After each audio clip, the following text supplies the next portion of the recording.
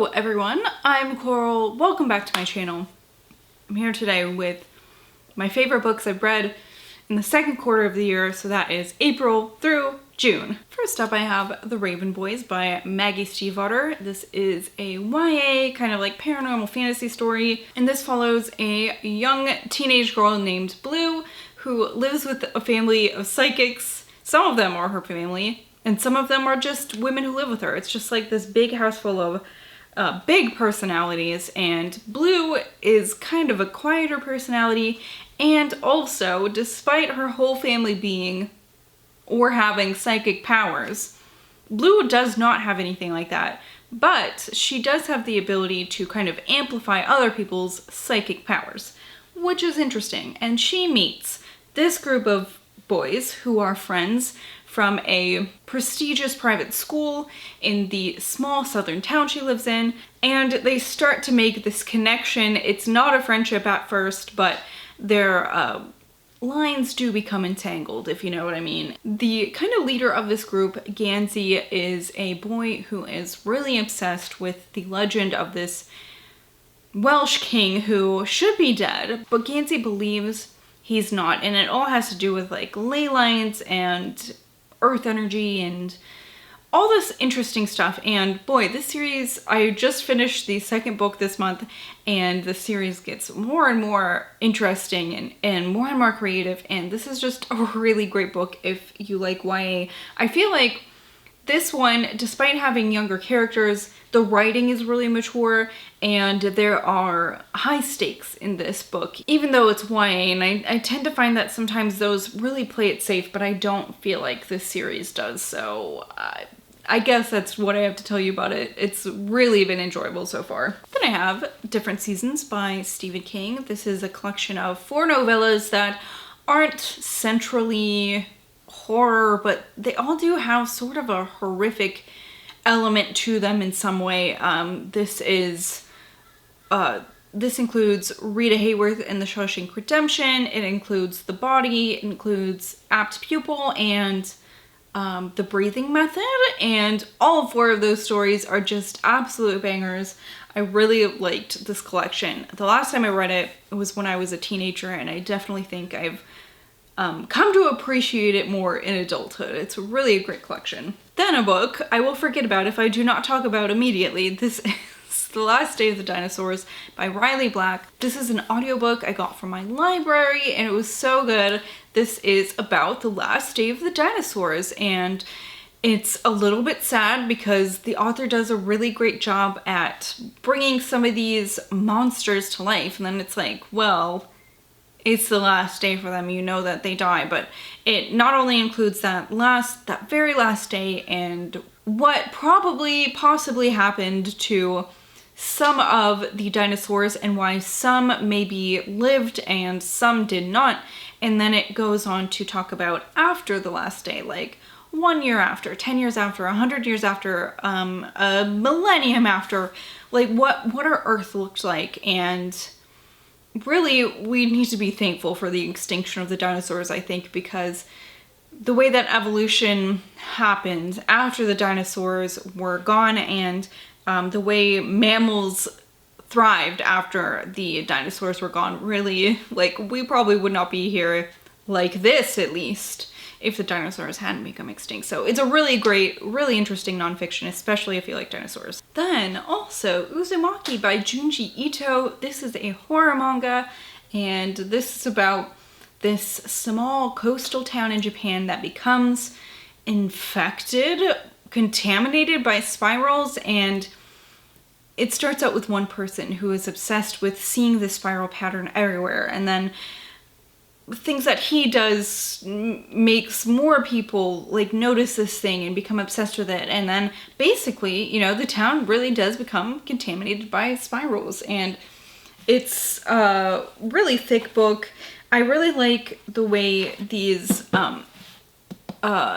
bigger stories of Junji Ito's play out, how each chapter is almost like a separate story for the most part. This one does get a little less like that and more like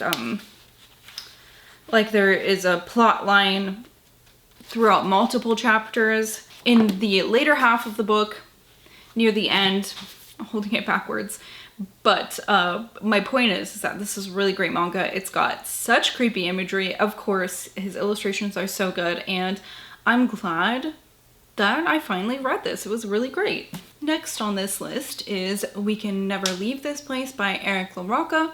This is a horror novella, and it takes place in a world that seems like it's got to be war-torn or something. It just seems really dangerous outside, and right away in the story, the main character Mara finds out that her father has died, and these people show up with his body and they're like, here you go, and Mara and her mother hold kind of like a funeral in their house. The body is just kind of left there, which is very creepy. They don't do anything to preserve it or slow down the decomposition, which is very creepy to think about.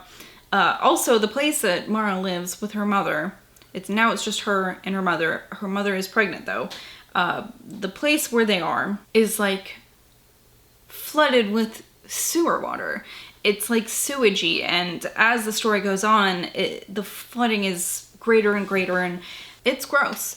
And after Mara's father's death, there is a stranger who comes to the door, and he offers Mara and her mother protection. But as they come to find out, of course, nothing is for free. And this is just a really interesting story. There's a lot of really strange family dynamics in here. There's a lot of really strange stuff with this enigmatic stranger who comes to stay with them. And there's a lot of really interesting stuff done with like what is reality and what isn't. Great book. Then I also read The Alloy of Law by Brandon Sanderson, and this is the first book in like the second leg of the Mistborn series, which takes place, I don't know, hundreds of years, maybe thousands of years, 300 years. Okay, there we go, perfect.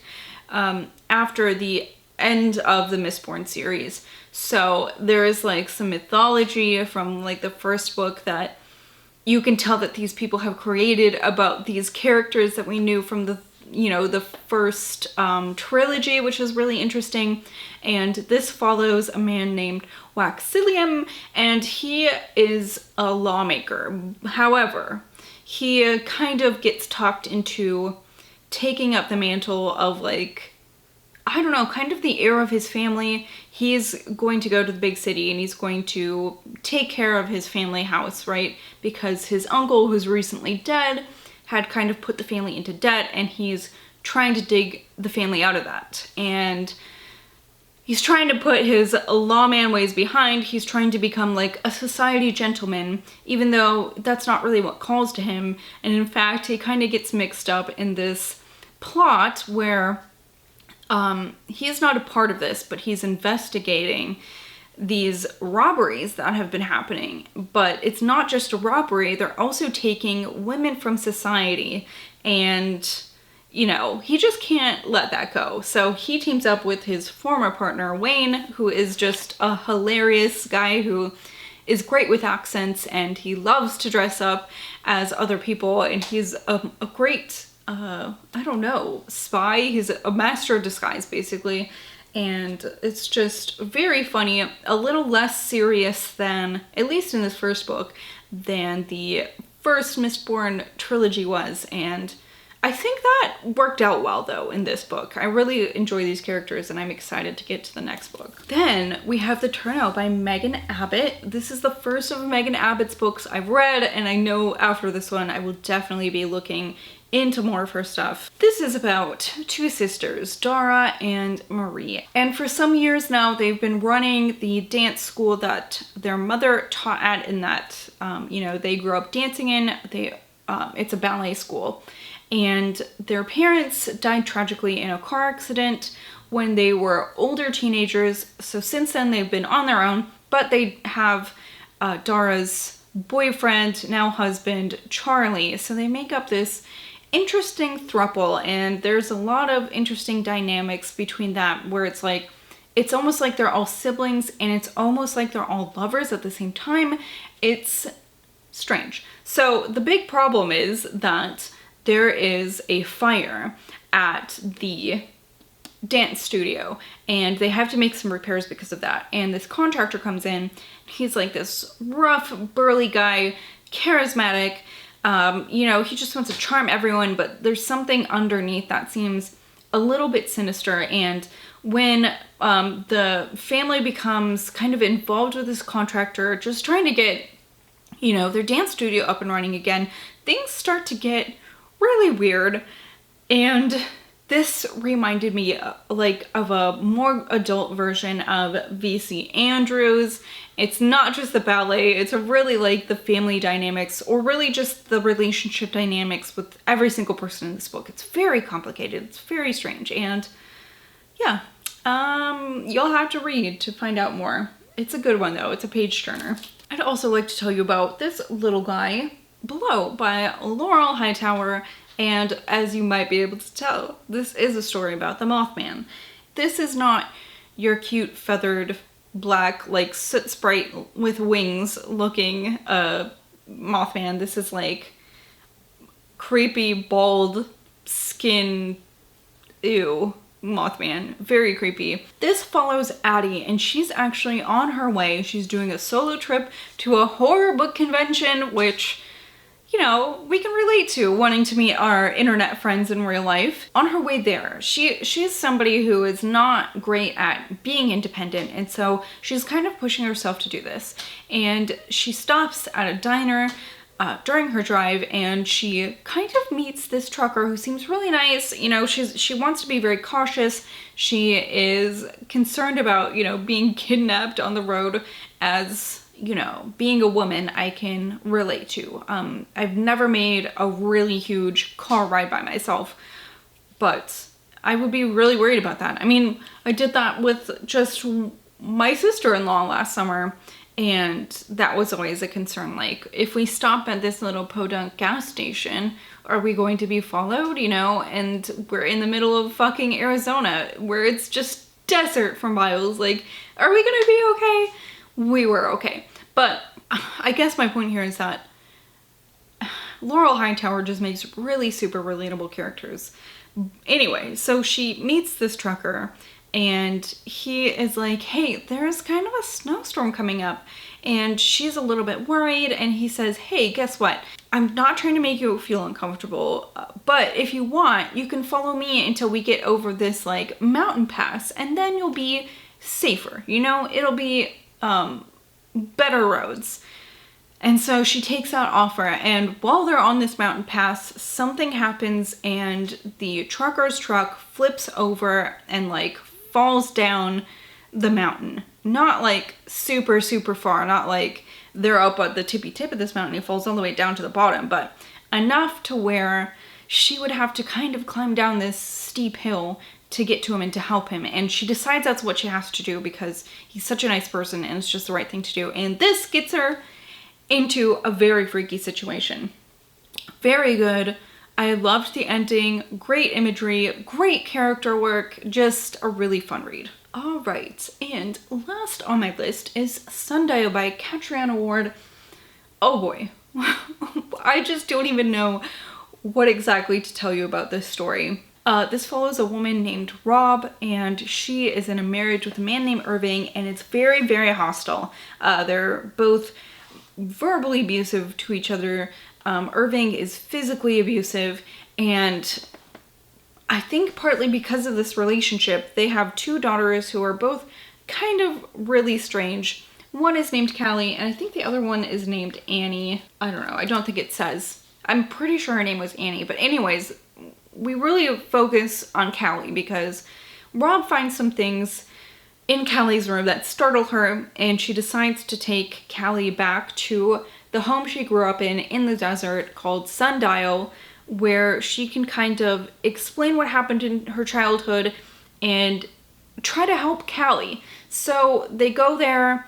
Irving is really upset by this. He is really trying to pit Callie against her mother and puts Callie up to some things that are not good, and like no good parent would ever do that. He's just a really terrible dude. Most of the story is Rob like unwrapping this giant mound of trash that is her childhood, and she's telling Callie about this, and we get the feeling that by learning about Rob's history and her past, we'll find out what's going on with Callie. And I mean, you do. It is a crazy story. Great characters. I mean, I was really hesitant to go into this because I liked Catriona Ward's last book, The Last House on Needless Street, so much. I was like, she can't do that again, can she? And I think she did. I loved both of those books so much. This one, I think I like even more. There is some sad stuff about dogs being tested on, so there is that. So if animal stuff is really, really traumatizing for you, I understand. I don't typically like this, but I think because in this book there was a reason for this testing, it wasn't just like mindless to torture these animals kind of a thing. It kind of made it less bad in my eyes. So of course, always check the content warnings on books yourself to make sure that you're not getting in over your head. But this was such a great book. Such a great book, and I loved it. So those are my favorite books for the second quarter of the year. I can't wait for the next quarter, for this video, so I can tell you all the books that I loved. I would love to know if you've read any of these, what you thought about them, what your favorite books are or have been so far this year. I'd love to hear. I'm always looking for another good book. So thank you so much for watching, and I will see you guys later. Goodbye!